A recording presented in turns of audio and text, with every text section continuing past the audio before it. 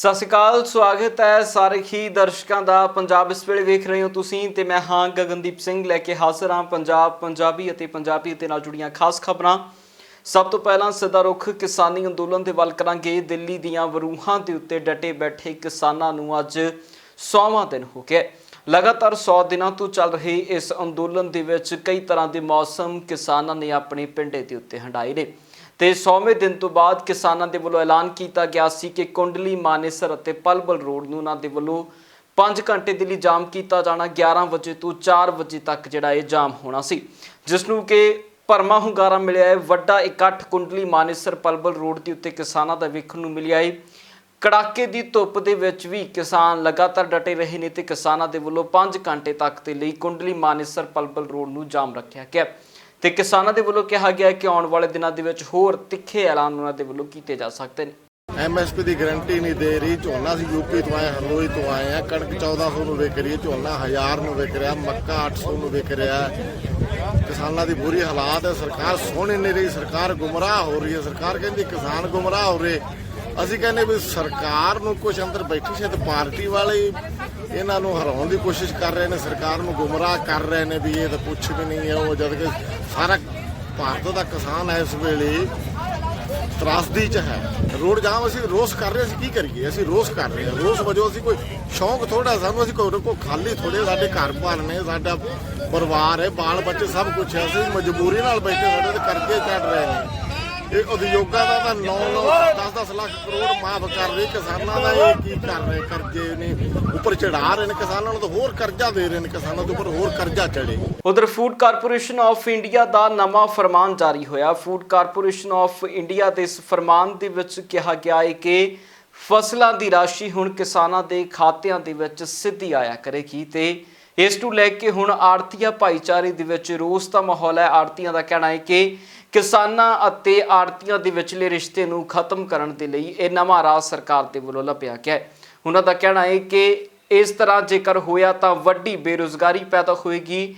ਆੜਤੀਏ ਅਤੇ ਰੁਜ਼ਗਾਰ ਦੇ ਤੌਰ ਦੇ ਉੱਤੇ ਕੰਮ ਕਰਨ ਵਾਲੇ ਉਹਨਾਂ ਕੁਕਰਿੰਦੇ ਸਾਰੇ ਵਿਹਲੇ ਹੋ ਸਕਦੇ ਨੇ ਤੇ ਆੜਤੀਆਂ ਦੇ ਵੱਲੋਂ ਇਸ ਗੱਲ ਦਾ ਵੀ ਐਲਾਨ ਕੀਤਾ ਗਿਆ ਹੈ ਕਿ ਆਉਣ ਵਾਲੇ ਦਿਨਾਂ ਦੇ ਵਿੱਚ 1 ਅਪ੍ਰੈਲ ਤੋਂ ਉਹਨਾਂ ਦੇ ਵੱਲੋਂ ਵੀ ਅੰਦੋਲਨ ਦੀ ਆਰੰਭਤਾ ਹੋ ਸਕਦੀ ਹੈ। ਦੱਸਦੀ ਕਿ ਫੂਡ ਕਾਰਪੋਰੇਸ਼ਨ ਆਫ ਇੰਡੀਆ ਦਾ ਐਲਾਨ ਹੈ, ਜਿਸ ਦੇ ਵਿੱਚ ਫੂਡ ਕਾਰਪੋਰੇਸ਼ਨ ਆਫ ਇੰਡੀਆ ਨੇ ਕਿਹਾ ਹੈ ਕਿ ਹੁਣ ਕਿਸਾਨਾਂ ਦੀ ਇਹ ਰਾਸ਼ੀ ਸਿੱਧੀ ਉਹਨਾਂ ਦੇ ਖਾਤਿਆਂ ਦੇ ਵਿੱਚ ਆਇਆ ਕਰੇਗੀ ਫਸਲਾਂ ਦੀ। ਉਧਰ ਖੇਤੀ ਕਾਨੂੰਨਾਂ ਤੋਂ ਨਾਰਾਜ਼ ਕਿਸਾਨਾਂ ਦੀ ਵੱਲੋਂ ਆਪਣੀ ਫਸਲ ਆਪ ਨਸ਼ਟ ਕਰਨ ਦੀਆਂ ਕਈ ਤਸਵੀਰਾਂ ਹੁਣ ਤੱਕ ਮੁਲਕ ਦੇ ਵੱਖ-ਵੱਖ ਹਿੱਸਿਆਂ ਦੇ ਵਿੱਚੋਂ ਸਾਹਮਣੇ ਆ ਚੁੱਕੀਆਂ ਨੇ।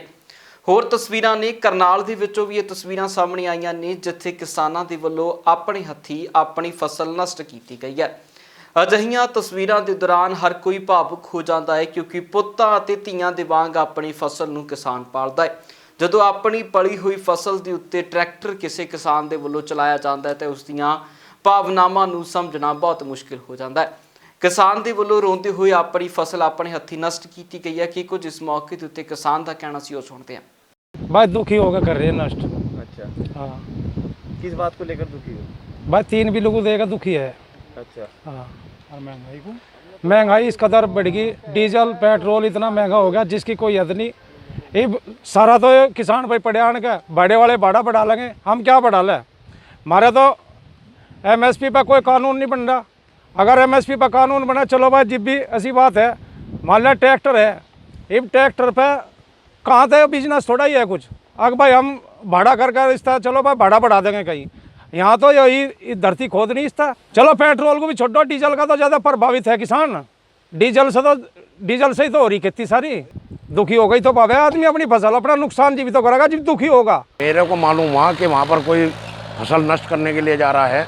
मैंने इसको पता निकाल कर इसके खेत पर आया। मैंने इसको बहुत रोकने की कोशिश करी, ये नहीं रुका कि मेरा नाश हो रहा है। मैं किसी भी कीमत, हर सब लड़ाई है काले कानून के ऊपर। ये 3 जो काले कानून हैं, जब तक गवर्नमेंट वापस नहीं लेगी तब तक ये किसान दुखी रहेगा।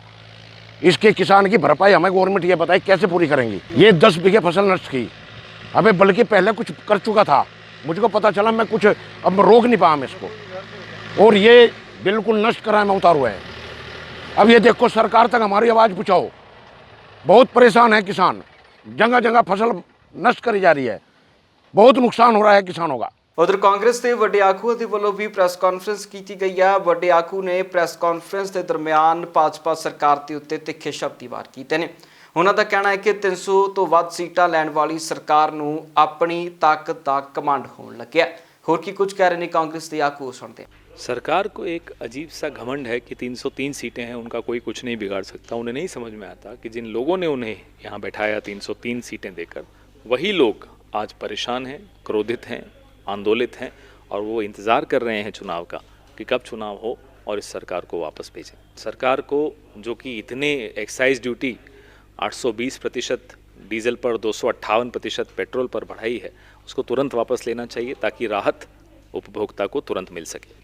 बिल्कुल वहाँ भी कर रहे हैं और जो कांग्रेस शासित प्रदेशों ने अपने अपने विधानसभाओं में एक रेजोल्यूशन पास की है इन 3 काले कृषि कानूनों के खिलाफ, आज तक उन रेजोल्यूशंस का कोई निपटारा नहीं किया गया। वो अभी भी राज्यपाल जी के यहाँ हैं। कल पंजाब के हमारे विधायकों ने फिर से राज्यपाल से मांग की कि जो असेंबली ने पास किया हुआ है कम से कम उसको तुरंत स्वीकृति दें।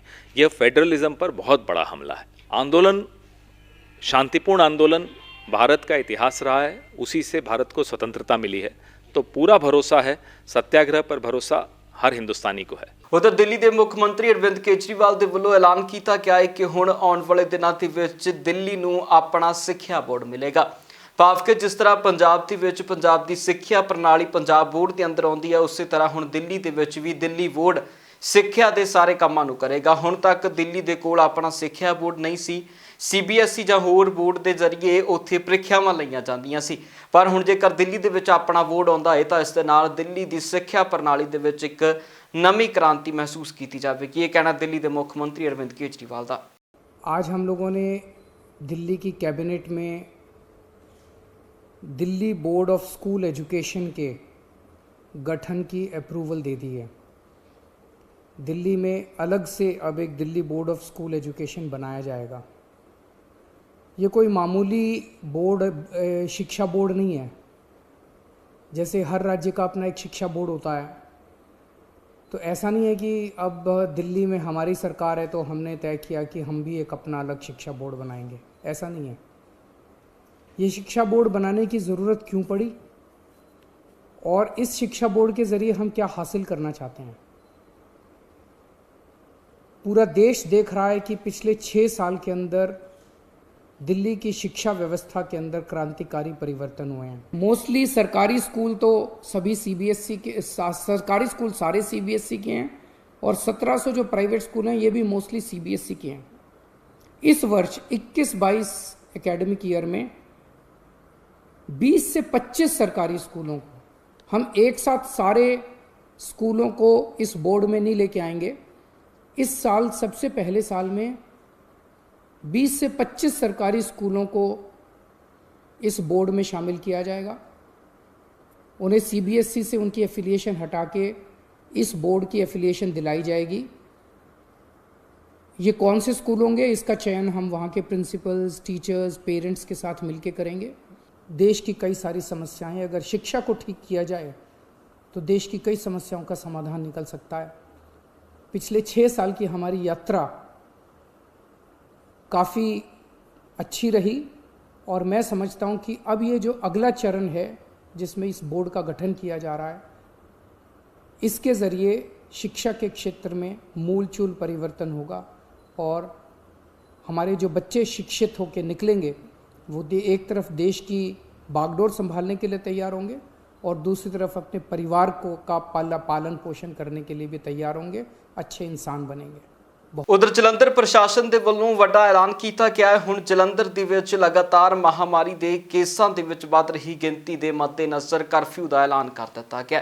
दस दिए कि जलंधर प्रशासन ने नाइट कर्फ्यू का ऐलान किया है। नाइट कर्फ्यू रात 11 बजे तो सवेरे 5 बजे तक प्रभाव दे विच रहेगा। दस दिए कि ऐलान बीते दिन ही सरकार के वलों इसका कर दिता गया सी कि जिहड़े भी जिला प्रशासन नूं लगता है कि उन्होंने इलाके दे विच नाइट कर्फ्यू की जरूरत है तो वो अपने पद्धर के उत्ते नाइट कर्फ्यू ला सकते हैं।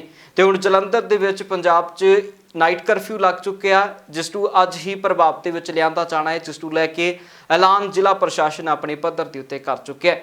ਸੋ 11 ਵਜੇ ਤੋਂ ਸਵੇਰ ਦੇ 5 ਵਜੇ ਤੱਕ ਜਲੰਧਰ ਵਾਸੀ ਨਹੀਂ ਨਿਕਲ ਸਕਣਗੇ। ਇਹ ਸਾਫ਼ ਤੌਰ ਦੇ ਉੱਤੇ ਕਹਿ ਦਿੱਤਾ ਗਿਆ ਜ਼ਿਲ੍ਹਾ ਪ੍ਰਸ਼ਾਸਨ ਦੇ ਵੱਲੋਂ।